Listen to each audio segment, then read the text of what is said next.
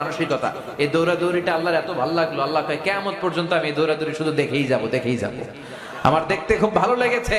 হাজার যেমনি দৌড়ালো তোমরাও দৌড়াবা। হজ যারাই করতে যাবে, উমরা করতে যাবে, এখানে না দৌড়ালে হজই হবে না। সুবহানাল্লাহ পড়বেন না? দেখেন উনার পা যে জায়গায় লাগলো ওইটা হয়ে গেল মাসআ। মাসআ মানে মাকানু সাই, যেখানে সাই করা হয়। এবার আসেন ওনাদের আদরের সন্তান সাইয়েদনা ইসমাঈল। উনি দৌড়াদৌড়ি করে পানি পায় না, হঠাৎ পানির আওয়াজ, call call call call call call পানির আওয়াজ।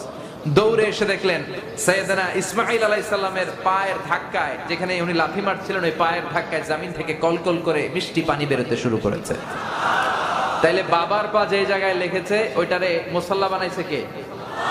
মায়ের পা মানে ওয়াইফের পা যে জায়গায় লেগেছে ওই জায়গাটারে ছাই করার জায়গা করেছে কে? সন্তানের পা যে জায়গায় লেগেছে ওইটারে জমজমের কুয়া বানাইছে কে? সুবহানাল্লাহ পড়বেন না?